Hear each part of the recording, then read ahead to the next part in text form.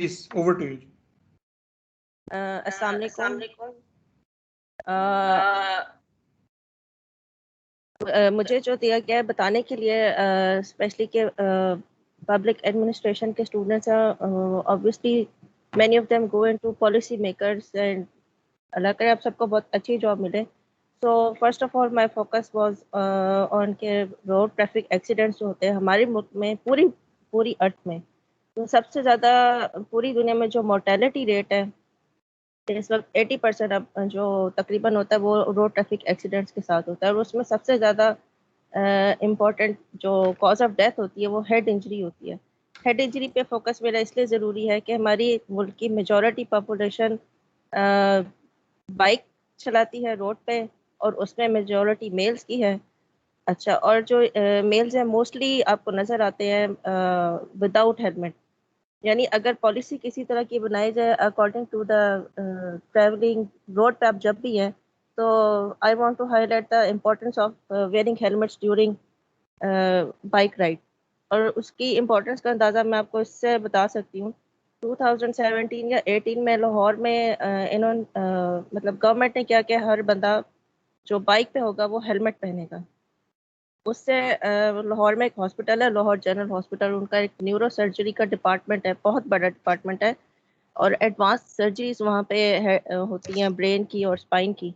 और उन्होंने अब तक कुछ अरसे के बाद एक डाटा निकाला कि हमारे डाटा में कितने परसेंटेज है जो हेड इंजरी की कम हुई है। वो इतनी कम हुई थी कि उन्होंने एक पूरा हफ्ता मनाया था इस सेलिब्रेशन के साथ कि जो है ना हेड इंजरी कितनी रिड्यूस हुई है। अच्छा, हेड इंजरी की इंपॉर्टेंस क्या है कि अगर किसी का भी एक्सीडेंट होता है और चोट कहीं भी आए, यानी चेस्ट में चोट आए, तो भी यह है कि आपको इतना टाइम मिल जाता है कि हॉस्पिटल पहुंच के अगर डॉक्टर आपको रिससिटेट करके सेव कर ले या सर्जरी कर ले, एब्डोमेन पे आ जाए, लिवर की इंजरी हो जाए, स्प्लीन की इंजरी हो जाए, गट की इंजरी हो जाए, वो डॉक्टर को इतना टाइम दे देती है कि जो है ना उसको ऑपरेट करके रिससिटेट करके आप पेशेंट को बचा लेते हैं। लेकिन हेड इंजरी एक दफ़ा हो जाए, हेड इंजरी में अंदर डिफरेंट टाइप्स है, ब्रेन मैटर की इंजरी हुई है, उसकी लेयर्स की इंजरी हुई है, उसकी ब्लड वेसल्स की इंजरी हुई है, जिस चीज़ की भी इंजरी हुई है, लेकिन पेशेंट का प्रोग्नोसिस बहुत पुअर हो जाता है। तो एक मेरा इसके ऊपर हाईलाइट करने का था कि जो आप में से ऑब्वियसली कुछ पॉलिसी मेकर्स भी होंगे इंशाल्लाह ताला, तो अगर हमारे मुल्क में भी इसी तरह हेलमेट को बहुत ही कंपलसरी कर दिया जाए कि जो बाइक पे निकले और वो हेलमेट पहन कर निकले, तो उससे हमारे mortality rate, morbidity as well as mortality, मैं आपको एक शॉर्ट टर्म में बता देती हूँ। मॉर्बिडिटी ये होता है कि एक बंदे की क्वालिटी ऑफ लाइफ आफ्टर किसी इंजरी डिजीज कैसी है, और मोर्टेलिटी होता है कि डेथ रेट इस एक एरिया का कितना है, यानी कितने परसेंटेज है लोगों की जो वहाँ पे डेथ होती है। तो इससे मोर्बिडिटी और मोर्टेलिटी दोनों का रेट रिड्यूस कर सकते हैं अगर सिर्फ एक इसको फोकस कर दिया जाए। दूसरा मेरा पॉइंट था ट्यूमर्स के हवाले से, जिसमें मैं स्पेसिफिकली बात करना चाहती थी ब्रेस्ट कैंसर के हवाले से, क्योंकि मैंने ब्रेस्ट कैंसर में बहुत अरसा काम किया है। उसमें एक तो हम लोगों की अब तक हमारे हेल्थ केयर उसमें सबसे बड़ा प्रॉब्लम ये कि जो हमारी पॉपुलेशन है, मोर देन 70% हमारी पॉपुलेशन है जो इलिटरेट है, जिसमें आपको खुद एजुकेट करना पड़ता है एक एक चीज़ के लिए। अब जैसे अभी तक हम एक उनका मिथ नहीं हटा सकते कि अगर किसी के ब्रेस्ट में लंप है उसको कैंसर है, और ये ट्यूमर किसी भी ट्यूमर के लिए हो सकता है, क्योंकि जब भी लोग आते हैं ना उनको हम कहें कि आपने एक टेस्ट होता है हिस्टोपैथोलॉजी जिसको कहते हैं, टू कट, उसके लिए टू कट बायोप्सी करनी पड़ती है। उसमें ये होता है एक मोटी सी निडल होती है जिसको उसी गिल्टी के अंदर डाल के और एक उसका टुकड़ा लेते हैं जिसको लेबोरेटरी में भेजते हैं, और उसका टेस्ट आता है जिससे पता चलता है कि आया इनकी गिल्टी खतरनाक वाली है या कैंसर वाली है। अच्छा, उस टेस्ट के लिए अभी तक लोगों के जहनों में ये है कि नहीं, आपने लोहा लगवाया तो ये तो कैंसर बन जाएगा, तो हम तो ये नहीं करवा सकते, ये हमें नहीं करना। और I have been serving for more than 10 years, 12 years almost हो चुके हैं मुझे प्रैक्टिकल लाइफ में काम करते हुए। तो अभी तक हम इस मिथ को ही मिटा रहे हैं कि जी देखें, जो कुछ भी होगा पहले से मौजूद होता है, इस सुई से नहीं होता। और मेरा जनरली उनको मैं यही देती हूँ कि खवातीन ज्वेलरी पहनती हैं, किचन में काम करती हैं, सिलाई मशीन का काम करती हैं, उनको कितनी दफ़ा सुई लगती है, कितनी दफ़ा छुरी से कटाते हैं तो क्या कभी उस चीरे से कैंसर हुआ? नहीं हुआ, तो इस चीरे से भी नहीं होता। और फिर उनका अगला सवाल होता है नहीं ये तो अंदर जिस्म के अंदर जाती है तो उससे होता है। तो उसके लिए भी हम इनको यही काउंसिल करते हैं कि जब आप कोई इंजेक्शन लगवाते हैं, चाहे वो रग में लगवाते हैं, चाहे वो गोश्त में लगवाते हैं, जब आप कभी कोई ड्रिप लगवाते हैं, आप हमारे लोअर जो जितना पेरीफ्री के या गांव वाले इलाकों में चले जाए, उन सबको गर्मी में होता है कि हमें ताकत की ड्रिप लगा दे, ठीक हो जाएंगे। कि आप वो ड्रिप लगवाते हैं, जिस सुई से आप वो ड्रिप लगवाते हैं उसी तरह की सुई होती है, वो भी आपके जिस्म के अंदर जाती है, रग के अंदर जाती है, उसी तरह की सुई होती है जिससे टुकड़ा लिया जाता है। तो जब उससे कुछ नहीं होता, ये भी उसी तरह का एक टेस्ट है, एक मोटी सी सिरिंज है जिससे टेस्ट होता है। तो बेसिकली मकसद ये कि हमारे मुल्क में लोगों को अभी तक आपको कि उनको हेल्थ केयर की कौन सी फैसिलिटीज अवेलेबल है, और उनकी एजुकेशन बहुत इंपॉर्टेंट है, उनकी अवेयरनेस बहुत इंपॉर्टेंट है।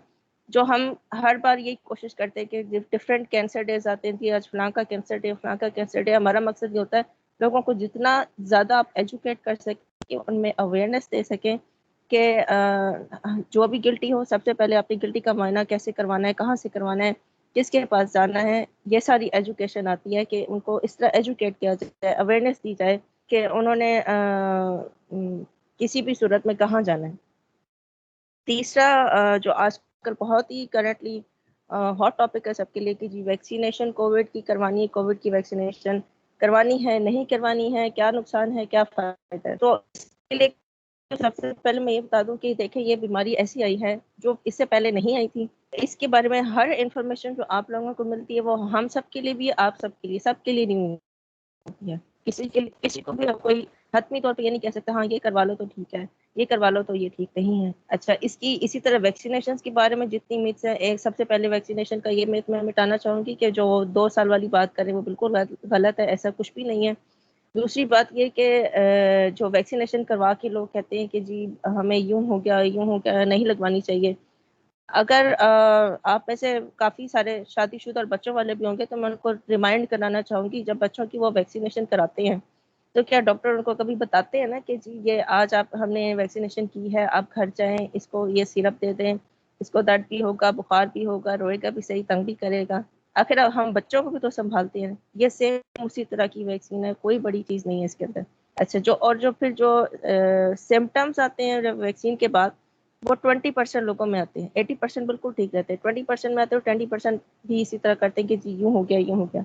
डिफरेंट वैक्सीनेशन है, हर एक के डिफरेंट सिम्टम्स आते हैं बाद में। अच्छा, अब अक्सर का ये था कि जी वैक्सीन के बाद कोविड होता है या नहीं होता है, या क्या कैसे होता है।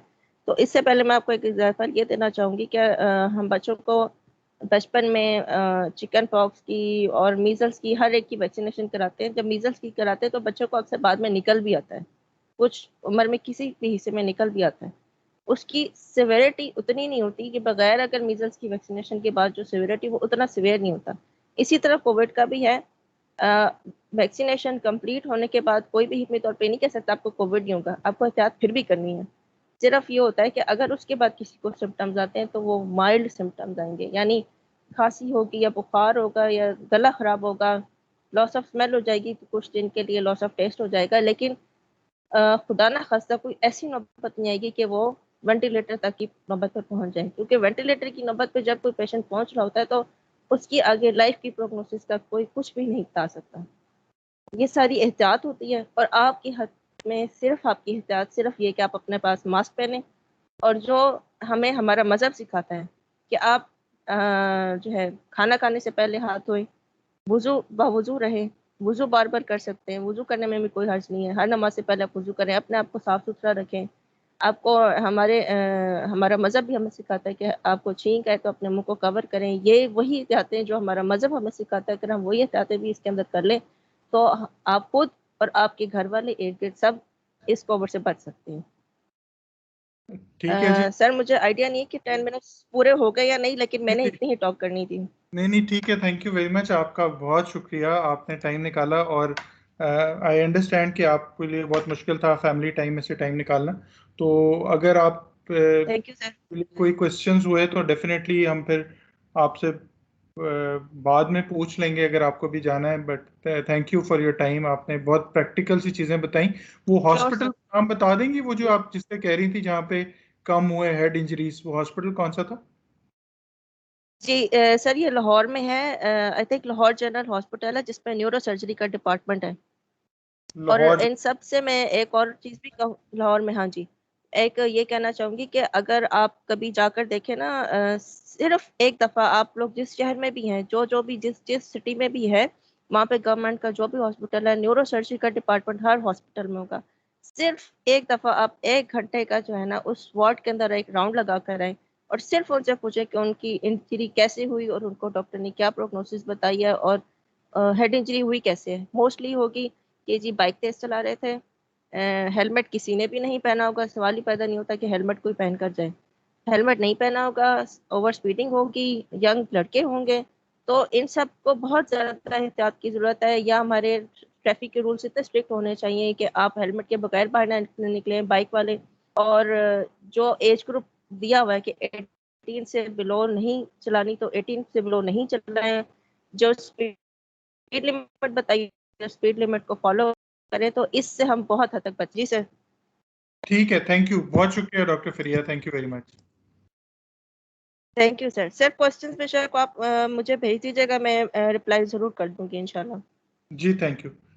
डॉक्टर अनीला, आप अगर काइंडली, वेलकम। आपका माइक तो ऑन है, आप अगर वुड लाइक टू स्टार्ट। आपका माइक और कैम ऑन है, अगर आप जैसे भी कंफर्टेबल हैं तो यू कैन स्टार्ट। ओके, अस्सलाम वालेकुम एवरीवन। ओके, सो मेरा नाम अनीला एजाज है और मैं कतर में काम करती हूँ। तो मेन टॉपिक जो मैं एड्रेस कर रही हूँ ये है कि क्या हेल्थ केयर सिस्टम डिफरेंट है पाकिस्तान से और अरब कंट्री से। तो मेरा कुछ लिमिटेड कह लीजिए या कुछ सालों का एक्सपीरियंस है पाकिस्तान में काम करने का, और देन उसके बाद फर्दर एक्सपीरियंस है कतर में। ऑलमोस्ट अब 8 साल हो गए हैं मैं काम कर रही हूँ। सो मेजर क्या डिफरेंसेस हैं? सो बेसिकली जब आप हेल्थ केयर सिस्टम कहते हैं एक चीज़ को, तो हेल्थ केयर अल्हम्दुलिल्लाह Pakistan is one of the best health care Pakistan में है, कंपेरेबल है इंटरनेशनल वर्ल्ड से। हार्ड वर्किंग डॉक्टर्स हैं, एक सिस्टम। बट द जो चीज़ लैक करती है वो एक प्रॉपर सिस्टम है। जब यहाँ पे हम पाकिस्तान में लकी हैं कि जब भी हमें कुछ मसला हो, हम अपने गली के कोने में भी एक क्लिनिक है, डॉक्टर है, हम उसको पहुंच सकते हैं। मगर अब उसके बाद से कहाँ डिफरेंस आता है मेन, इस सिस्टम कैसे ऑर्गेनाइज है। अब यहाँ पे जब आप काम करते हैं कतर में, दुबई में, सऊदी अरब में, तो क्या होता है, आप जब बीमार हुए, आपको बुखार हुआ, कुछ भी खांसी नज़ला जुकाम हुआ, आप अपने करीबी किसी भी हेल्थ सेंटर में जाएंगे जो कि लिंक्ड होगा एक टर्शरी केयर हॉस्पिटल तक। यानी आप कहीं भी उस सिस्टम से आप यानी उसको फॉलो करते हुए एक तरीके से रास्ते में रहेंगे और आपको ट्रैक किया जा सकता है। जैसे अब मैं पीडियाट्रिक्स करती हूँ, बच्चों की डॉक्टर हूँ, बच्चों के कैंसर की डॉक्टर। तो अमूमन क्या होता है कि आप जैसे, अब मैं यहाँ की स्टोरी आपको सुनाती हूँ एक एग्जाम्पल के तौर पे। 7 साल का बच्चा है, 1 महीने से उसकी टांगों में दर्द है, बैक पेन हो रहा है, कमर के दर्द के साथ आ रहा है। कोई उसको पैरासीटामोल लिख देता है, कोई उसे जो है वो लिख देता है, आइबुप्रोफिन लिख देता है, फिर उसको छुट्टी कर देते हैं। फिर वो 1 हफ्ते बाद दोबारा आता है, बुखार है, कमर में दर्द है, टांगों में दर्द है, फिर आपने उसको पैरासीटामोल दे दी और ibuprofen they the.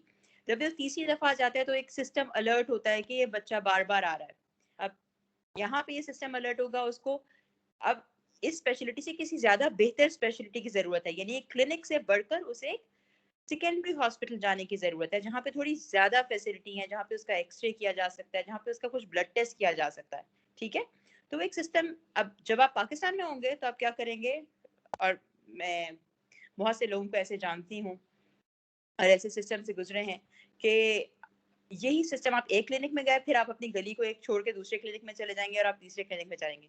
But and में आप क्या है, ये सारे सिम्टम्स जब आप एक सेकेंडरी केयर हॉस्पिटल में गए, जैसे अरब में, अरब वर्ल्ड में, कतर में, आपको एंड में निकल आया कि आपको क्या है, ब्लड कैंसर है, लुकीमिया है एक बच्चे को, और सिम्टम्स उसके यही हैं, बुखार है, टांगों में दर्द है, और एक ब्लड फिल्म की उससे पता चला। बट यही चीज पाकिस्तान में किसी भी रूरल कंट्री क्या, रूरल प्लेसेस क्या, सिटीज में भी आपके पास लॉस हो सकती है, बिकॉज कोई इंफ्रास्ट्रक्चर नहीं किसी को फॉलो अप करने का। ये एक सिस्टम की खराबी मैं नहीं कहूंगी, दो हमारे पास रिसोर्सेज हैं, हमारे पास वही रिसोर्सेज मौजूद हैं तो यहाँ पे आप कतर जबकि सबसे एक अमीर मुल्क में शामिल होता है, बट यहाँ पे भी रिसोर्सेज उसी तरह के हैं। अब यहाँ पे भी जो पाकिस्तानी बच्चे हैं उन्हें कुछ फैसिलिटी चाहिए, जैसे बोन मैरो ट्रांसप्लांट चाहिए, तो उसके लिए वो कहाँ हम उनको वापस, कोई पाकिस्तानी बच्चा है तो उसको पाकिस्तान भेजते हैं, इंडिया भेजते हैं, जॉर्डन भेजते हैं, बिकॉज स्टिल अभी यहाँ पे ये फैसिलिटी मौजूद नहीं है। सो रिसोर्सेज हैं, बट उनको किस तरह सिस्टम में ट्रैक करना है, ये चीज़ जो है वो उसकी कमी है। दूसरी एक मेन चीज़ क्या है कि जब मैं पाकिस्तान में काम कर रही थी, तो आपके पास क्या है कि जो आप ट्रेनी होते हैं, यानी आपने 5 साल का एमबीबीएस किया और एमबीबीएस करने के बाद जो है आपने अपनी रेजिडेंसी शुरू करी। तो जब आप रेजिडेंसी शुरू करते हैं तो उसमें आपके ऊपर मैंने एक गवर्नमेंट हॉस्पिटल से, कराची में मशहूर गवर्नमेंट हॉस्पिटल से अपनी रेजिडेंसी की, मगर आपके ऊपर कुछ ऐसा कवर नहीं है, आपको कोई शेडो नहीं कर रहा है, ठीक है, और आपको सिखा नहीं रहा है उस तरीके से जिस तरह यहाँ पे जब आप आते हैं तो एक सिस्टम है जिसमें एक 5 साल एमबीबीएस करने के बाद जो अब ट्रेनी है उसको ट्रेनी है, यानी उसको ट्रेन किया जा रहा है, ठीक है। और ये चीज अब बहुत सारे जो प्राइवेट हॉस्पिटल्स हैं पाकिस्तान में आ रही है, बट गवर्नमेंट हॉस्पिटल में स्टिल बहुत हद तक लैग करती है। अब मेरे साथ खुद का एक इंसिडेंट है, शायद एग्जांपल्स देके बताना आसान है। एक जब मैं अपनी हाउस जॉब कर रही थी, हमारे पास मुझे अभी भी याद है, इस तरह से एक 10 साल का लड़का आया, क्या है जी उसको मोशन लगे हुए हैं और उल्टियाँ हो रही हैं, मोशन लगे हुए उल्टियाँ, और सुबह में आया, उसको हमने ओआरएस दिया, ग्लूकोज की ड्रिप लगाई, वो चला गया। दोबारा फिर वो आता है, आफ्टरनून में दोबारा ये सिम्टम्स के साथ आता है, और थर्ड टाइम वो आया एंड ही डाइड, उसकी वफात हो गई। तो और कोई हमारे ऊपर कोई शेडो करने वाला ऐसा बंदा नहीं है जो बताए कि हो क्या रहा है। और बाद में अब जब मैं सोचती हूँ उस बाप ने कि क्या हुआ उस वक्त, तो मुझे समझ आता है कि मे बी उसका शुगर इतना ज्यादा हाई था कि उसने उसको उसके जिस्म में से पानी कम कर दिया और इस वजह से उसकी डेथ हो गई। यानी लाइफ की, जिंदगी की कीमत, जिंदगी की अहमियत, हम, मुझे लगता है कि ये चीज बहुत ज्यादा मिसिंग है। किस तरह से जिंदगी को इम्पोर्टेंस देनी है, किसी की लाइफ को, और उसके लिए हार्ड वर्क करना है। जब आप एक अच्छे डॉक्टर तक पहुंचते हैं तो ये चीजें आ जाती हैं, बट मेरा ख्याल में बहुत सारे लोग, बहुत सारी चीजें इस तरह से मिस हो रही हैं पाकिस्तान में अभी भी, और ये आपको बहुत ज्यादा फ्रस्ट्रेट करती हैं और आप इस बारे में परेशान होते हैं कि एक सिस्टम की कमी है। सो मेन चीज मैं कहूँगी कि यूएस में भी जब आप काम करते हैं वहां पे भी गलतियां होती हैं, डॉक्टर्स अच्छे भी डॉक्टर्स हैं, बुरे भी डॉक्टर्स हैं, डिफरेंट तरह का कैलिबर है, डिफरेंट तरह का तरीका है, बट अकाउंटेबिलिटी है। अगर आपने कुछ गलत किया है, आप अपनी गलती से सीखेंगे भी और एक उससे लर्न भी करेंगे, और उससे दूसरी तरफ हर तरह से फायदा होता है। पेशेंट को भी फायदा हो रहा है जो आपके पास मरीज आ रहा है, और आपकी अपनी लर्निंग भी हो रही है। सो जो मेन मेन मेन बड़ी चीज है वो मैं ये कहूंगी कि सिस्टम की कमी, एक प्रॉपर सिस्टम की कमी। जो मिनिस्ट्री ऑफ हेल्थ है, जो इदारा वजारत सेहत चला रहा है, उसको थोड़ा टाइट होने की, थोड़ा अच्छा इंफ्रास्ट्रक्चर लाने की जरूरत है। तो मेरा ख्याल में वी आर द बेस्ट, हम लोग, तो हम लोगों के पास रिसोर्सेज हैं, हम लोगों के पास बेहतरीन डॉक्टर्स हैं, बेहतरीन डॉक्टर्स हैं, और हर जगह इनको पसंद किया जाता है। पाकिस्तानी डॉक्टर जब भी कोई पूछता है, ओ आप पाकिस्तान से हैं, तो आपका कोई जॉर्डन से होगा तो आपके पास होपफुली कोई जॉर्डन नहीं है, जॉर्डेनियन नहीं होगा यहाँ पे, बट उसके लिए आंखों में एक दूसरा तरह होगा। आप बताएंगे हम पाकिस्तान से हैं, हम इंडिया से हैं, तो देयर भी उनको बहुत ज्यादा ट्रस्ट होगा, लोगों को आप पे ट्रस्ट होता है, बिकॉज उनको पता है कि ये एक हार्डशिप के और अच्छे तरीके से पढ़ाई किए हुए लोग हैं, जिन्होंने पढ़ा हुआ है, और जब इन्होंने हार्ड वर्किंग लोग हैं ये लोग। तो ये एट द एंड कंक्लूड करूंगी मैं कि जो मेन चीज हमें डिफरेंट है, जिस पे काम करने की ज़रूरत है, तो आई थिंक वो ये है कि एक अच्छा इंफ्रास्ट्रक्चर लाना, मिनिस्ट्री ऑफ हेल्थ को और ज़्यादा केयरफुल होना, जो गली के क्लिनिक्स हैं उनको भी कहीं रजिस्टर किया जाए, उनका कितना पेशेंट आता है देखा जाए, किस रीज़न से आता है देखा जाए, कुछ अकाउंटेबिलिटी हो, ठीक है, तो फिर चीज़ें आई थिंक बहुत बहुत बहुत बेहतर हो जाएंगी। हम छोटे से लेवल पे शुरू करें, फिर थोड़े बड़े, फिर थोड़े बड़े, थोड़े बड़े, तो इंशाल्लाह इंशाल्लाह हम लोग भी उसी लेवल पर होंगे जहाँ पे दूसरे सिस्टम्स हैं। So should I proceed or बस एक क्वेश्चन जो मेरा है, बिकॉज आई हाँ think you have to leave, एक क्वेश्चन सिर्फ ये है कि यहाँ पे एक कतर का ये मुझे बता दें कि यहाँ पे भी बिल्कुल फ्री है जो हेल्थ केयर है, या कुछ उसके पैसे वगैरह होते हैं, या किस तरह से? हेल्थ केयर की अभी कतर में क्योंकि अभी कंट्री ये डेवलप हो रहा है, डेवलप्ड कंट्री है, बट इसका हेल्थ सिस्टम और ये सी चीज़ें स्टार्ट हो रही हैं। तो इसमें ये है कि आपका एक हेल्थ कार्ड है, ठीक है, और जिसपे आप एक बहुत ही मिनिमम फीस पे करते हैं, मगर आप किसी इमरजेंसी सिचुएशन में आए तो आप कुछ भी पे नहीं करते। बट कुछ ऐसे चीज़ें हैं, कुछ ऐसी दवाइयाँ हैं जो सिर्फ नेशनल्स के लिए हैं, जो कतरी नेशनल्स के लिए हैं। अगर आप कतरी नेशनल नहीं हैं तो वो दवाइयाँ आपको अपने पैसों से लेनी पड़ती हैं। मगर अगर आप अफोर्ड नहीं कर सकते तो कोई आपको ये नहीं कहेगा कि आप दवाई अफोर्ड नहीं कर सकते तो चले जाएं आप कहीं और से दवाई लें, नहीं। आपका एक सिस्टम है सोशल सपोर्ट का, चैरिटी का, आप उस पे लिंक्ड हो जाएंगे और आपको वो दवाई मिलेगी। यानी ये चीज़ एक्सेप्टेबल नहीं है कि कोई बंदा सिर्फ अगर मतलब पैसे दे नहीं सकता है और उसकी हैसियत नहीं है तो उसको वो इलाज ना दिया जाए, नहीं। अब जैसे अगर मैं कैंसर के इलाज में कहूँ तो एक अभी नई चीज़ आ रही है इम्यूनोथेरेपी। तो ये भी दूसरे जो कतरी नहीं भी हैं, एक पाकिस्तानी भी है, तो उसको भी वही इलाज दिया जाएगा जो कि एक कतरी को दिया जा रहा है, अगर वो उसके लिए लाइफ सेविंग है। मगर जैसे कुछ चीज़ों में वो लाइफ सेविंग नहीं है, वो सिर्फ एक थोड़ा केयर में डिफरेंस है, तो वहाँ पे शायद ऐसा नहीं हो। बट आई मुझे नहीं पता कि इस तरह कितने अरसे तक कतर सरवाइव कर सकता है इस तरह करते हुए, कि अगर वो सब लोगों का फ्री इलाज करे, बिकॉज पहले इसकी पॉपुलेशन छोटी थी, अब बढ़ रही है। तो इसी तरह पाकिस्तान में भी एक बड़ी पॉपुलेशन के लिए मुझे नहीं लगता कि आप फ्री कर सकते हैं, बट कुछ हद तक कुछ चीज़ें लाइफ को जो लाइफ सेविंग है, जो आ, आपकी ज़िंदगी की अहमियत रखती चीज़ें, वो आई थिंक ज़रूर प्रोवाइड होनी चाहिए। किसी को इसलिए इसकी ज़िंदगी नहीं चली जानी चाहिए कि उसके पास पैसे नहीं है, नहीं, ऐसे नहीं होना चाहिए। एक जिंदगी की वर्थ होनी चाहिए। That's what I would say. एक और बस फाइनल क्वेश्चन है, वो ये कि पब्लिक सेक्टर और प्राइवेट सेक्टर का क्या वहाँ पे डिफरेंस है? यानी प्राइवेट सेक्टर अगर जैसे पाकिस्तान में होता है कि प्राइवेट सेक्टर की फीस बहुत ज़्यादा है, 2,500 3,000 रुपये, पब्लिक सेक्टर में फीस कम है, लोग थोड़े आते हैं, तो वो उस तरह के डिफरेंस वहाँ पे भी हैं जो सोसाइटी के अंदर, या? बिल्कुल। ओके, अच्छा, सो बिल्कुल डिफरेंस है। पब्लिक है, एक प्राइवेट है। प्राइवेट में आप चाहें तो आप पे करके जा सकते हैं, आप पब्लिक में जाए बगैर पे करके जा सकते हैं, मगर एक लिमिट है। अगर आपका कोई बड़ा ऑपरेशन है, दिल का ऑपरेशन है, प्राइवेट सेक्टर को इजाजत नहीं है कि वो बड़े दिल का ऑपरेशन कर सके, नहीं। उसको एक टर्शरी गवर्नमेंट के अस्पताल में पेशेंट को भेजना है। तो एक सिस्टम है, यानी वो पेशेंट लॉस नहीं हो सकता, और एक अकाउंटेबिलिटी है, क्योंकि उन्हें पता है कि टर्शरी अस्पताल में जो डॉक्टर्स का कैलिबर है वो मुख्तलिफ है एक प्राइवेट अस्पताल में डॉक्टर्स के बैठने का। तो हमें पता है कि अगर हमारे पास कोई मरीज आता है, उसने ये ऑपरेशन कराया, तो हमें पता है ये ऑपरेशन कोई भी प्राइवेट सेक्टर नहीं करेगा। जैसे कैंसर का इलाज है, प्राइवेट सेक्टर को इजाजत नहीं है यहाँ पे कैंसर का इलाज करने की, नहीं कर सकते। अगर आपके पास पैसे हैं, आप चाहते हैं, आप तब भी नहीं करवा सकते। आपको एक गवर्नमेंट टर्शरी केयर अस्पताल जहाँ पे रियली वो डॉक्टर मौजूद हैं जो कि कैंसर का इलाज कर सकते हैं, आपके उनके पास आना है। यानी एक सिस्टम बना हुआ है। अब इसी ठीक है। तरह के बेहतर ये चीज है, ठीक है। I think this is very good information, ये मेरी नई इन्फॉर्मेशन थी, लेकिन इसका मतलब ये है कि उनका पब्लिक सेक्टर बहुत अच्छा होगा। And you are also working for a public sector hospital? Public sector. ठीक है, I think okay, very much, आपके टाइम का बहुत शुक्रिया। Thank you. एनी क्वेश्चंस आप बाद में या फिर जरूर मुझे जी बताएं। ठीक है, I let you know, thank okay, you. जी डॉक्टर रिजवान आप हमारे साथ हैं? डॉक्टर रिजवान, आपका मैंने माइक तो ओपन किया हुआ था और वो कैमरा भी ऑन है आपका।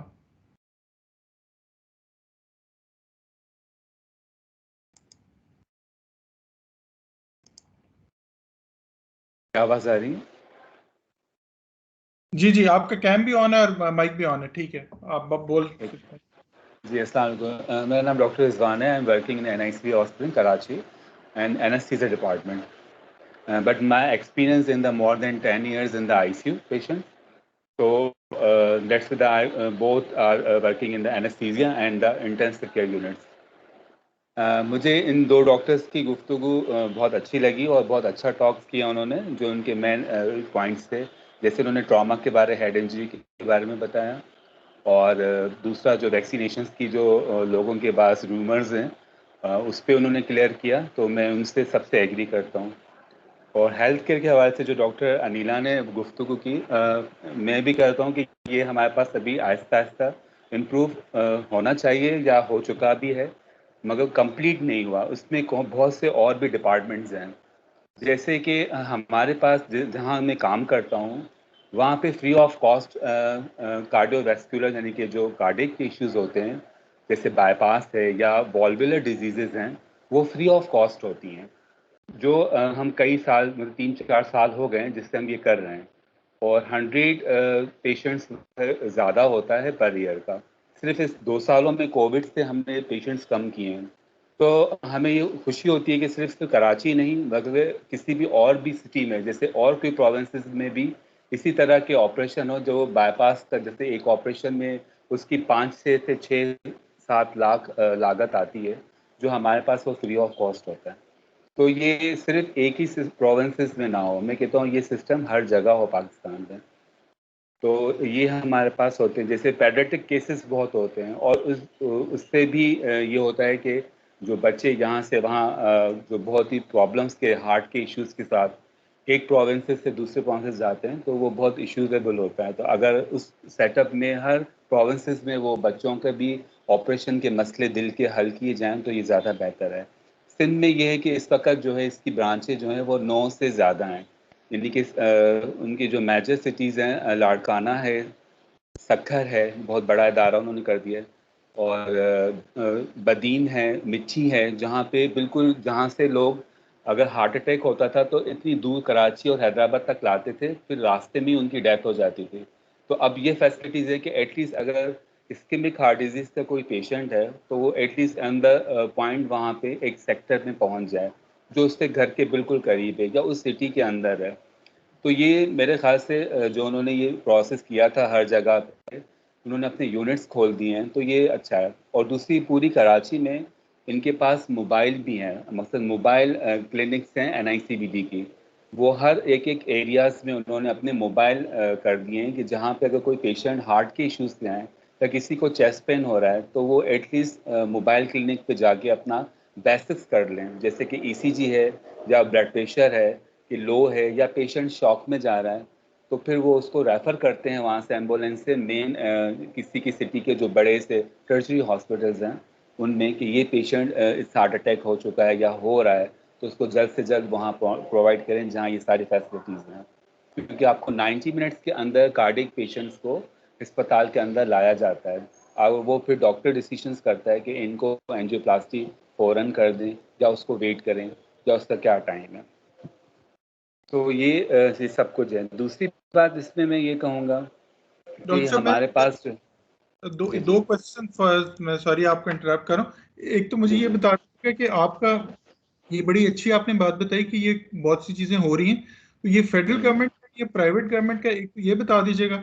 और दूसरा, क्योंकि आपका तो आगा खान हॉस्पिटल में भी ICU का एक्सपीरियंस है, तो आपको तो बड़ा फर्स्ट हैंड, मतलब हम, हमारी जितनी भी नॉलेज है, हम तो अखबारों को पढ़ के, टीवी को पढ़ के अपनी राय बनाते हैं, लेकिन जैसे आप जैसे जो लोग हैं या डॉक्टर अनीला, या जो एक्चुअली वो काम कर रहे होते हैं, उनके पास बहुत बेहतर नॉलेज होती है। तो आप, मैं जी ये भी जी चाहूंगा कि आप अपने रियल एक्सपीरियंसेस भी शेयर करें, जो आपको बाकी सलाउद्दीन में या आगा खान में आपको लगता है कोई, जो मतलब वहाँ पे कोई इश्यूज हैं, तो वो ये वैसे ही मेरे जहन में अभी बात है। तो ये वाला बता दीजिएगा कि 2 सवाल जो इमीडिएट हैं, वो तो ये कि ये क्या फेडरल गवर्नमेंट का है या प्रोविंशियल का है? और दूसरा, ये जो 90 मिनट्स की आपने बात की, ये क्या मतलब कोई स्टैंडर्ड है कि 90 मिनट्स के अंदर मिलना चाहिए, या ये क्या वजह है कि 90 मिनट्स का आपने जिक्र किया?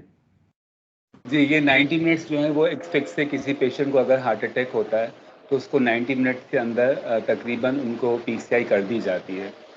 तो अगर वो उससे भी कम वक्त में आता है तो उसका डिसीजन और इजी हो जाता है। और दूसरी बात ये है कि इनके जो आपने सवाल किया था,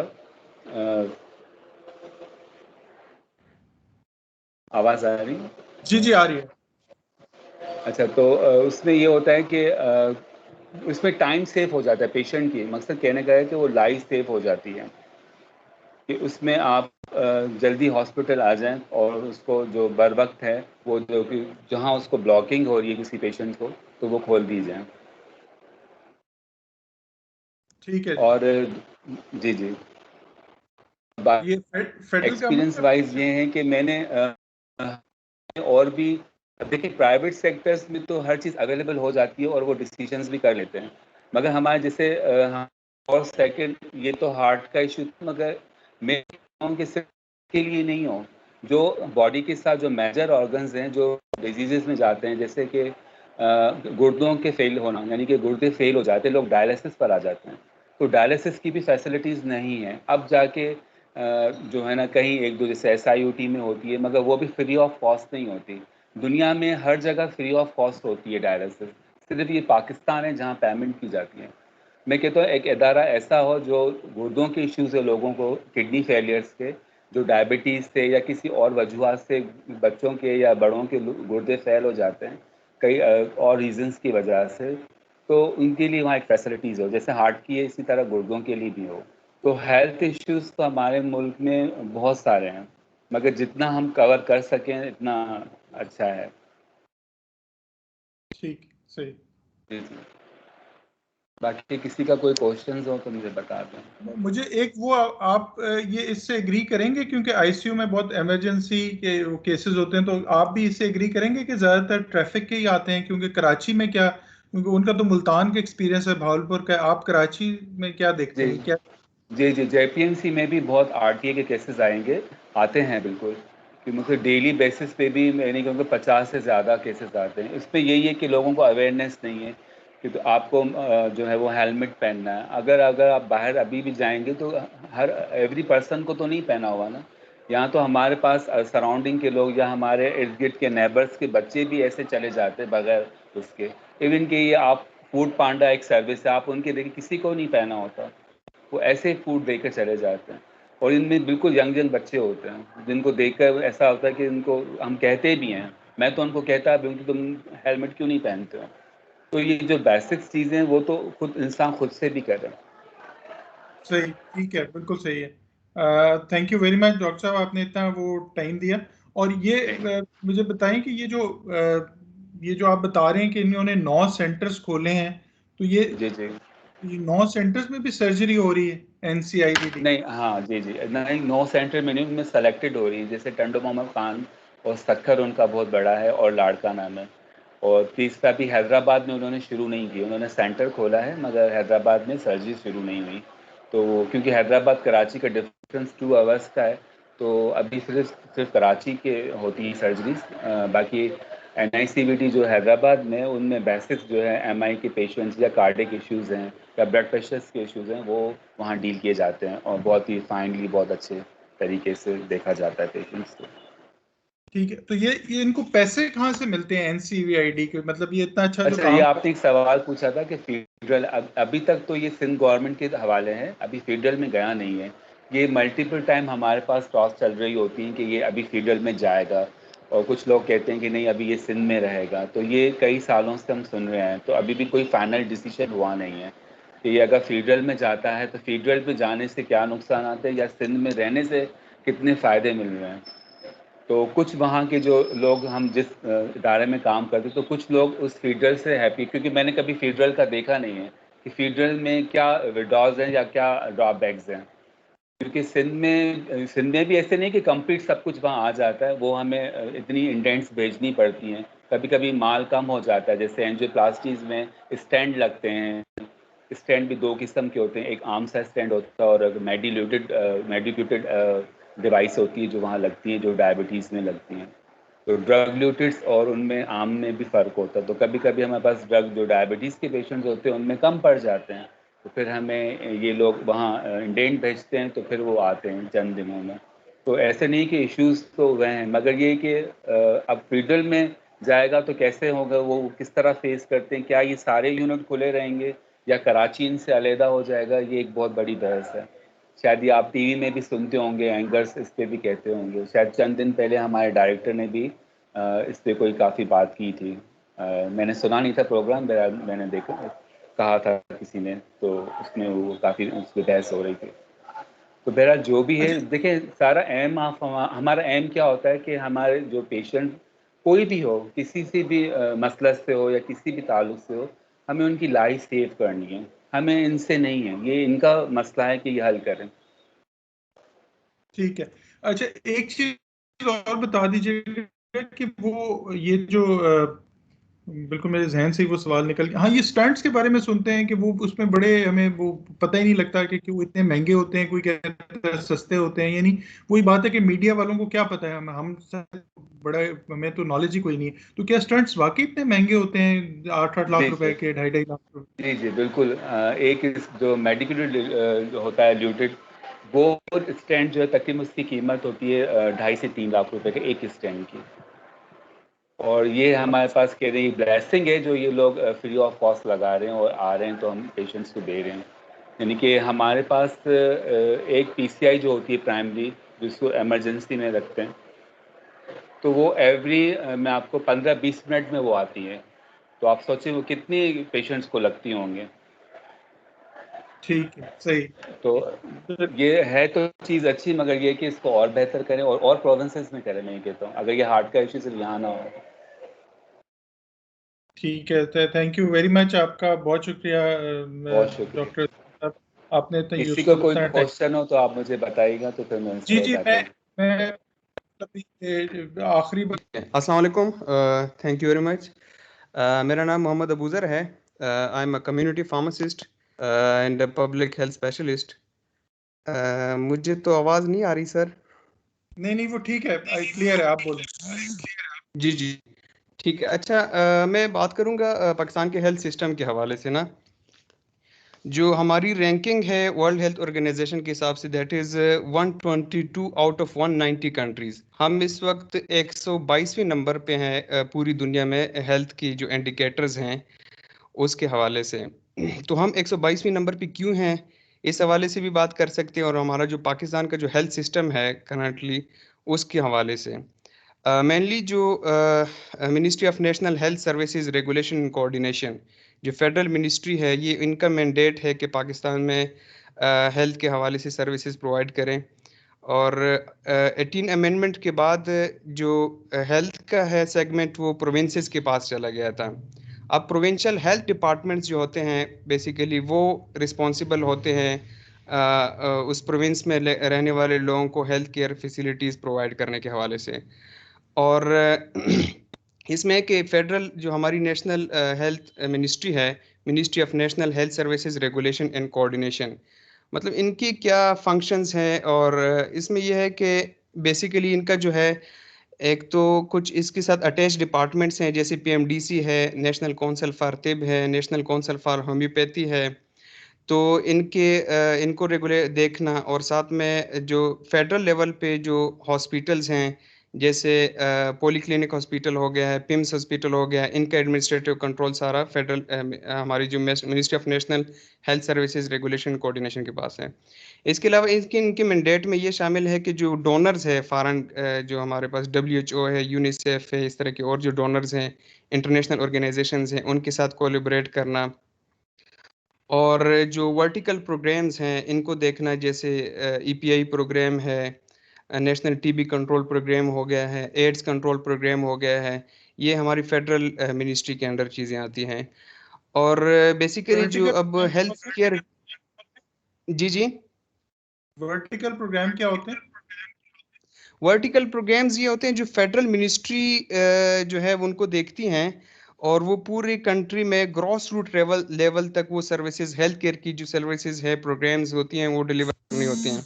जैसे EPI प्रोग्राम हो गया है, जैसे नेशनल टीबी कंट्रोल प्रोग्राम हो गया है, जैसे for example AIDS control programme हो गया है। तो जो EPI की जो पोलियो की वैक्सीनेशन का हो गया, ये सारी ये जो है ना वर्टिकल प्रोग्राम्स हैं जो EPI से बनता जो इस वक्त भी। हेलो जी, EPI से क्या बनता है? Expanded programme on immunization. अच्छा जी, हाँ, ये इसमें क्या 9 कम्युनिकेबल डिजीजेस की प्रिवेंशन होती है जी। अच्छा, ठीक है। जी जी, जैसे polio, TB, measles, diphtheria, pertussis वगैरह ना।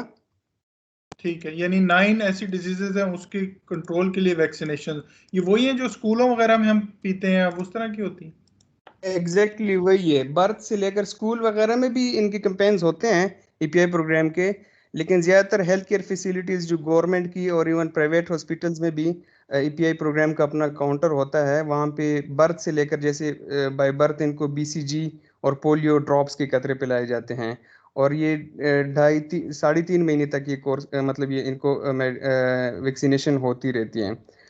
और जी अच्छा, अब मैं इस पे बात करूँगा पाकिस्तान में थोड़ा सा हिस्ट्री पे बात करूँगा कि ये जो एक्सपेंडेड प्रोग्राम फॉर इम्यूनाइजेशन है, ये बेसिकली WHO ने ये इंट्रोड्यूस कराया था पाकिस्तान में।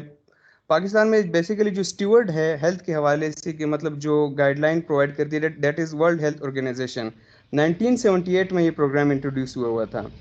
फिर उसके बाद 1981 में एक और पब्लिक हेल्थ इंटरवेंशन हुई थी, जिसको निमकोल ORS production unit in National Institute of Health, ये भी यूनिसेफ के कोलैबोरेशन से हुआ था। और National Programme for Family Planning and Primary Health Care 1994 में ये इंट्रोड्यूस हुआ था। अच्छा, बेसिकली जो हेल्थ केयर डिलीवरी है पाकिस्तान में है, इसमें पब्लिक सेक्टर और प्राइवेट सेक्टर इन्वॉल्व है ना। 70% इस वक्त पाकिस्तान में जो पेशेंट्स होते हैं वो प्राइवेट सेक्टर से जाके अपनी हेल्थ केयर की जो है ना वो सर्विसेज हासिल करते हैं। 30% जो है ना जो बकाया है, ये लोग गवर्नमेंट सेक्टर पे रिलाई कर रहे हैं। पब्लिक सेक्टर में हमारे पास फेडरल गवर्नमेंट का सेगमेंट आते हैं और प्रोविंशियल गवर्नमेंट। फेडरल गवर्नमेंट में मिनिस्ट्री ऑफ डिफेंस के अंडर जो आ जाती हैं सारी, वो है मिलिट्री हेल्थ केयर हो गया है, और कंटोनमेंट बोर्ड ऑफ पाकिस्तान की जो हेल्थ केयर फैसिलिटीज़ हैं। और इसके अलावा जो ministry of inter provincial coordination के अंडर वो वर्टिकल प्रोग्राम्स और इंस्टीट्यूशंस, हॉस्पिटल्स और रिसर्च इंस्टीट्यूशंस।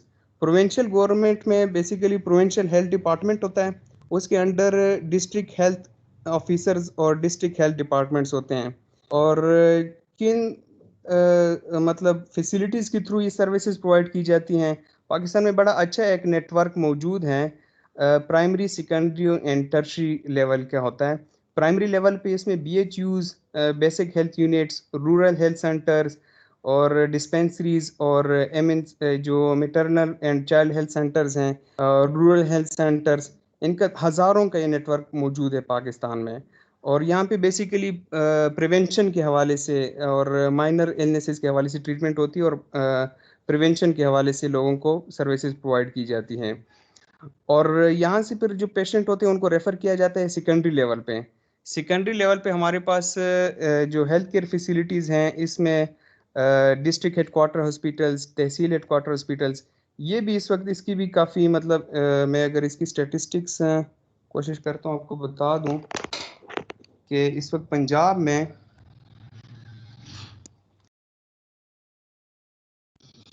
पाकिस्तान में जो टोटल हॉस्पिटल्स हैं 1172, और जो डिस्पेंसरीज हैं ये 5695 हैं, और बेसिक हेल्थ यूनिट्स जो हैं 5478 हैं, और जो रूरल हेल्थ सेंटर्स हैं ये 684 हैं, और MCH maternal and child health centres ये 733 हैं, और TB क्लिनिक्स 339, और जो टोटल बेड्स हैं ये 10,725। ये बेसिकली जो मैंने डेटा आपसे शेयर किया है Pakistan statistical year book 2015 Pakistan economic survey का ये डेटा है। और बेसिकली मतलब ये है कि अच्छा, सेकेंडरी लेवल पे तो हमारे पास DHQs और THQs हैं। जो पेशेंट्स जो ज़्यादा सीवियरिटी के होते हैं, जो क्रोनिक डिजीज़ के होते हैं, या जिनकी treatment primary Health care level पे नहीं हो पाती, उनको रेफ़र किया जाता है सेकेंडरी लेवल पे, जहाँ पे तहसील हेडक्वार्टर्स और डिस्ट्रिक्ट हेडक्वार्टर हॉस्पिटल्स होते हैं, जो ज़्यादा थोड़ी सी वहाँ पे सर्विसेज ज़्यादा होती है, ऑपरेशन थिएटर वगैरह, और 24/7 सर्विसेज प्रोवाइड की जाती हैं। अगर कुछ केसेस ऐसे होते हैं जो वहाँ पे भी कैटर नहीं हो सकती, जिनको हैंडल नहीं किया जा सकता, जैसे फॉर एग्जांपल कैंसर के पेशेंट्स हो गए हैं, तो उनको आगे रेफ़र किया जाता है टर्शरी हेल्थ केयर फैसिलिटीज़ में। टर्शरी की अगर मैं एग्जांपल दे दूं तो जैसे इस्लामाबाद में पिम्स हो गया है, पॉली क्लिनिक हो गया है, अभी इनको MTI बना दिया गया है। जैसे KPK में टर्शरी हेल्थ केयर फैसिलिटीज़ थी, इनको ऑटोनोमस बना दिया गया था MTI एक्ट के through. Medical teaching institutions autonomous कर दी गई थी, DG हेल्थ से हट के ये खुद डिसीजन लेते थे फाइनेंसिंग और सब चीज़ों के हवाले से। तो अब ये पॉली क्लिनिक और पिम्स वगैरह भी अभी MTI जो है ना हॉस्पिटल्स कंसिडर की जा रही हैं। अच्छा, ये मैं बात जो इस हवाले से कर रहा था कि मतलब सिस्टम तो बड़ा ज़बरदस्त मौजूद है पाकिस्तान में, infrastructure is already there, primary level पे भी है, सेकेंडरी लेवल पे भी है, टर्शियरी लेवल पर भी है, ठीक है। लेकिन उसके बावजूद भी हम 190 कंट्रीज़ में, जो WHO की रैंकिंग है, 122वें नंबर पर हैं। इसकी क्या रीज़न्स हो सकती हैं? जो मेरे नॉलेज है उस हिसाब से वो ये है कि एक तो हमारा हेल्थ का बजट बड़ा थोड़ा होता है, ठीक है? और दूसरी जो रीज़न्स हैं उसमें ये हैं कि हमारी पब्लिक में अवेयरनेस नहीं है। किसी को भी अगर हेडेक हो या थोड़ा-सा भी कोई मसला हो, माइनर इंजरीज़ हो, कुछ भी हो, तो वो प्राइमरी हेल्थ केयर और सेकेंडरी को ओवरटेक करके सीधे जो है ना वो टर्शियरी में चले जाते हैं। अब एक दिन मेरी बात हो रही थी LRH के डायरेक्टर से, लेडी रीडिंग हॉस्पिटल जो KPK का सबसे बड़ा हॉस्पिटल है, गवर्नमेंट सेक्टर का। उनकी ऑलमोस्ट 6-7,000 पर डे की OPD होती है। वो ये बता रहे थे कि अक्सर लोग जिनको सर दर्द का मसला होता है, ये छोटी-मोटी जो बीमारी है जो बेसिक हेल्थ यूनिट लेवल पे, प्राइमरी लेवल पे उनको मैनेज किया जा सकता है, वो लोग भी टर्शरी में आ जाते हैं, ठीक है। अच्छा, अवेयरनेस नहीं है। दूसरा हमारे जो पब्लिक है वो उनका लाइफस्टाइल। अब अगर हम इसका अंदाज़ा लगाएं कि डेथ किस वजह से सबसे ज़्यादा होती हैं, तो उसमें ज़्यादातर जो है ना नॉन कम्युनिकेबल डिजीज़ेज़ हैं। जैसे फॉर एग्ज़ाम्पल कैंसर हो गया, ठीक है, फॉर एग्ज़ाम्पल डायबिटीज़ है, कार्डियोवैस्कुलर डिजीज़ेज़ हैं। अब ये बर्डन ऑफ डिजीज़ है, बर्डन ऑफ डिजीज़ का मुल्क की इकोनॉमी पे भी फ़र्क पड़ता है, ठीक है, और GDP ग्रोथ पे भी इसका फ़र्क पड़ता है। और इसमें ये है कि हम सिर्फ अगर लाइफस्टाइल मॉडिफिकेशंस करवाई जाएँ, मास लेवल पे लोगों में अवेयरनेस लाई जाए कि अगर आप इन अपनी फूड में इन चीज़ों की इंटेक्ट करें और लाइफस्टाइल इस तरह की आप अपना लें, एक्सरसाइज करें, तो आप फ्यूचर में ये जो क्रॉनिक डिजीज़ेज़ हैं, इन्फेक्शियस डिजीज़ेज़ हैं, उनसे आप बच सकते हैं। For example diabetes, cardiovascular diseases, hypertension वगैरह, ठीक है।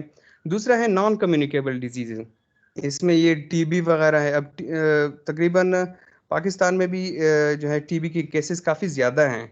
नेशनल TB कंट्रोल प्रोग्राम जो वर्टिकल प्रोग्राम है वो इस चीज़ को देखता है, लेकिन फिर भी केसेस ज़्यादा हैं। अब घर में अगर किसी एक को TB हो, अब हमारी फैमिली में चूँकि हमारा कल्चरल सिस्टम ही इस तरह से है कि हम सारे जो है ना वो घर वाले उसके आस-पास बैठ जाते हैं उसके केयर टेकिंग के हवाले से। अब एक बंदा TB का जो पॉजिटिव होता है वो आगे नेक्स्ट 10 बंदों को TB ट्रांसमिट कर सकता है। तो अवेयरनेस भी पब्लिक में नहीं है, ठीक है। तो एक तो अवेयरनेस होनी चाहिए ताकि हमारी जो रैंकिंग है 122 से कुछ इम्प्रूवमेंट पे आ जाए, ठीक है। दूसरा ये है कि फॉर एग्जांपल किसी को हेल्थ के हवाले से कोई कंप्लेन है तो उनको भी ये अवेयरनेस नहीं है कि कंप्लेन कैसे लॉन्च करते हैं। अब ये है कि गवर्नमेंट का एक सिस्टम तो है ऑलरेडी, अच्छा इंफ्रास्ट्रक्चर मौजूद है, स्टाफ ऑलरेडी पाकिस्तान का बड़ा ज़बरदस्त स्टाफ है माशाल्लाह, डॉक्टर्स हो गए हैं और पैरामेडिक स्टाफ है, नर्सिंग स्टाफ है। तो लेकिन उनकी तो प्रॉपर एक वो ट्रेनिंग्स भी नहीं होती। अब मेरी अपनी एक रिसर्च जो KPK की प्राइमरी हेल्थ केयर फैसिलिटीज़ की है, बेसिकली वो मेडिसिन की अवेलेबिलिटी, स्टोरेज और डिस्पेंसिंग प्रैक्टिसेस पे मैंने रिसर्च की थी। तो उस वक़्त मुझे ये पता चला कि वहाँ पे किसी की भी स्टोरेज कंडीशंस पे, कोल्ड चेन पे और इन्वेंटरी मैनेजमेंट पे किसी एक चीज़ पे भी उनकी ट्रेनिंग नहीं हुई थी, और हालाँकि ये चीज़ें ज़रूरी हैं। अच्छा, दूसरा ये कि पब्लिक में अवेयरनेस नहीं है। फॉर एग्ज़ाम्पल हम कहीं पे जाते हैं गवर्नमेंट सेक्टर पे या प्राइवेट सेक्टर में, हमें वो हेल्थ केयर फैसिलिटीज़ हमें प्रॉपर प्रोवाइड नहीं कर दी जाती। तो हमें क्या करना चाहिए? कंप्लेन हम कैसे लॉन्च कर सकते हैं? इसके लिए भी इदारे बने हुए हैं। सबसे पहला जो इदारा बना था that was in Punjab, Punjab health care commission. इसको फिर रेप्लिकेट किया गया है KPK में, KP हेल्थ केयर कमीशन, फिर बाद में सिंध में as a Sindh health care commission, और बलूचिस्तान में आई डोंट नो है या नहीं है, लेकिन इस्लामाबाद में भी अब अथॉरिटी बन गई है, Islamabad health care regulatory authority, ठीक है। अब इस्लामाबाद में तकरीबन 3000 से ज़्यादा हेल्थ केयर फैसिलिटीज़ हैं, प्राइवेट की हैं, जिसमें क्लिनिक्स हैं, हॉस्पिटल्स हो गए हैं, मेडिकल सेंटर्स हो गए हैं, हिजामा सेंटर्स हो गए हैं। ये सारे अब हेल्थ केयर रेगुलेटरी अथॉरिटी ने इनको रजिस्ट्रेट करना है और इनको लाइसेंस देने हैं, ठीक है। लेकिन अब पब्लिक में अगर अवेयरनेस हो कि वो ऐसी फैसिलिटी में जाएँ जो ऑलरेडी हेल्थ केयर कमीशन से रजिस्टर्ड हो, तो वहाँ पे उनको अच्छी फैसिलिटी प्रोवाइड की जा सकती है। क्वैकरी, मतलब ये भी बड़ा एक हमारे कंट्री में मसला है कि नॉन क्वालिफाइड लोग जो है ना गली मोहल्ले में बैठ के प्रैक्टिस कर रहे होते हैं, ठीक है। इससे भी लोगों में मतलब ये कि वो प्रॉपर ट्रीटमेंट नहीं हो पाती। रेगुलेशन के हवाले से तो ये इदारे हैं जो इस्लामाबाद हेल्थ केयर रेगुलेटरी या पीएचसी या केपी हेल्थ केयर कमीशन। अच्छा, दूसरा जो हमारी कंट्री में मतलब गवर्नमेंट की तरफ से जो इनिशिएटिव्स हैं वो बड़ी अच्छी हैं। जैसे प्रीवियस टिनोर जो गवर्नमेंट थी उनमें उन्होंने इंट्रोड्यूस किया था prime minister health insurance programme, कुछ आज़ाद कश्मीर और कुछ डिस्ट्रिक्ट्स में। उसको फिर रेप्लिकेट किया गया था केपी में सेहत इंसाफ कार्ड के हवाले से। अब यूनिवर्सल हेल्थ कवरेज को अगर हम अचीव करते हैं, जो कि जो एसडीजी यूनाइटेड नेशन का एसडीजी गोल 3 है, हेल्थ फॉर ऑल और यूनिवर्सल हेल्थ कवरेज, क्योंकि हम सिग्नेटरी है यूएन के, तो हमने सस्टेनेबल डेवलपमेंट गोल्स जो हैं जो वो उसको भी हमने अचीव करना है। जो एमडीजी गोल थे मिलीनियम डेवलपमेंट गोल्स, वो तो हम अचीव नहीं कर पाए। अब एसडीजीज में अगर हम कोशिश करते हैं तो उसमें अभी जो इस पे काम हो रहा है जो सेहत सहूलत प्रोग्राम के हवाले से जो है, केपीके की तमाम आबादी, जितने भी केपी नेशनल्स हैं जिनका सीएनएसी का मुस्तकिल पता केपीके का है, वो free of cost health care services वो ले सकते हैं कि वो जो है ना केपीके की गवर्नमेंट और प्राइवेट सेक्टर हॉस्पिटल में जाके, या इवन प्राइवेट हॉस्पिटल जो रहमान मेडिकल इंस्टीट्यूट केपीके का सबसे बड़ा प्राइवेट इदारा है, वहाँ पे अगर इसमें ये होता है कि जो इंश्योरेंस प्रोग्राम है इसमें स्पेसिफिक डिजीज़ की आपको इंश्योरेंस होती है। आप अगर जनरल ओपीडी के लिए कोई जाता है तो वहाँ पे ओपीडी उनको वो चार्ज होगी, लेकिन ऐसे केसेस जिसमें फॉर एग्जांपल गायनेक के हवाले से, डिलीवरी के हवाले से हो, या फिर हार्ट की कोई कैबेज फॉर एग्जांपल ऑपरेशन, इस तरह की जो प्रोसीजर्स हैं वो सारे के सारे इसमें मतलब इसमें कवर होते हैं प्रोग्राम के अंडर। अच्छा, इसका भी लोगों में अवेयरनेस नहीं है। पब्लिक, काफ़ी सारे लोगों को मैंने देखा है जो प्राइवेट में जाके वहाँ पे अपना जो है ना सर्विस कोई ऑपरेशन करवा लेते हैं, कोई ट्रीटमेंट ले लेते हैं प्राइवेट सेक्टर में, और अवेयरनेस ना होने की वजह से वो अपने सेहत सहूलत प्रोग्राम से मुस्तफ़ीद नहीं हो पाते हैं। तो जो हमारे बेसिक जो मेरा पॉइंट है, चूंकि टाइम भी शॉर्ट है, कि हम इस वक्त 122वें नंबर पे हैं, और जो हमारे इंडिकेटर्स अगर देखे जाएं, किसी भी कंट्री की हेल्थ जो है देखनी हो तो इंडिकेटर्स होते हैं। फॉर एग्जांपल वहाँ पे उनकी लाइफ एक्सपेक्टेंसी क्या है, बच्चों की शरह अमवात क्या है, इन्फेंट मोर्टेलिटी रेट क्या है, मेटरनल मोर्टेलिटी रेट क्या है। अब मैं सिर्फ एक एग्जांपल देता हूँ कि मेटरनल मोर्टेलिटी रेट जो पाकिस्तान में है 186 है out of 1 lakh live birth, ठीक है। तो यही इंडिकेटर यूके में 7 हैं, 7 out of 1 lakh live birth. तो वहाँ यहाँ पे मतलब ये है कि 1 लाख जो डिलीवरीज हो जाती हैं उसमें 186 खवातीन जो है वो उनकी डेथ हो जाती है मुख्तलिफ कॉम्प्लिकेशंस की वजह से। और यही चीज़ जो है अगर इसको हम कंपेयर करते हैं यूके के साथ, तो वहाँ पे सिर्फ 7 हैं, 7, ओनली 7। इस तरह और भी बड़े इंडिकेटर्स अगर मैं आपको शेयर कर दूं तो माइंड ब्लोविंग है। अब इंसान जो है ना, मतलब ये है कि हम सोचने लग जाएंगे कि क्यों हम इतने पीछे हैं। तो इसमें सबसे बड़ी जो रीज़न है वो पब्लिक में अवेयरनेस नहीं है। अब प्रीवियस में लेक्चर सुन रहा था, बड़ी ज़बरदस्त टॉपिक पे उन्होंने बात की है मैम ने, कि हेड इंजरीज के हवाले से और हेलमेट नहीं यूज़ करने के हवाले से। अब पाकिस्तान में सबसे ज़्यादा जो डेथ होती है यंगस्टर्स में, यंग एज में, वो आरटीएस है, रोड साइड इंजरीज जो हैं, रोड ट्रैफिक एक्सीडेंट्स, इनकी वजह से सबसे ज़्यादा डेथ होती हैं। तो इस पे भी अवेयरनेस होनी चाहिए कि हम किस तरह से इन डेथ्स को, इन चीज़ों को हम कम कर सकते हैं। तो टाइम शॉर्ट है इंशाल्लाह, बाकी फिर इंशाल्लाह बात होगी। ठीक कोई है, बहुत क्वेश्चन हो तो शुक्रिया मैं आपका। इंशाल्लाह। जी जी, मैं बस एक चीज ये पूछना चाह रहा हूँ कि जो एसडीजी है यूनिवर्सल हेल्थ कवरेज, इसका क्या मतलब है कि सेहत की फैसिलिटी हर किसी को होनी चाहिए, यानी जब उसको जरूरत पड़े? तो अभी क्या नहीं है, अभी जी भी तो हर किसी को यूनाइटेड मिलती है। नेशन, जी यूनाइटेड नेशन जो है वो हर 5 साल या 10 साल के लिए वो गोल्स बनाती हैं। जो प्रीवियस थी these were MDGs millennium development goals, ठीक है। और जो इस दफ़ा हैं वो सस्टेनेबल डेवलपमेंट गोल्स हैं, उसका नाम है सस्टेनेबल डेवलपमेंट गोल्स। और उसमें जो गोल 3rd है वो है हेल्थ फॉर ऑल। अच्छा जी, ठीक है। इसका मतलब ये है कि वो तो अभी क्या नहीं है हेल्थ फॉर ऑल, अभी जो करंट सिचुएशन है? हाँ, मैं मतलब इनकी जो टोटल गोल्स हैं, एक सेकेंड। नहीं हाँ, नहीं, जो मेरा थर्ड गोल है सवाल है, इस वक्त जी, मेरा गुड सवाल ये है हेल्थ कि एंड क्या हाँ, इस वक्त नहीं है क्या ये इनका गोल 3 है जो अचीव करना है हर कंट्री ने। नहीं नहीं, पाकिस्तान में अभी तक नहीं अचीव हुआ हुआ, ये कह रहे हैं आप?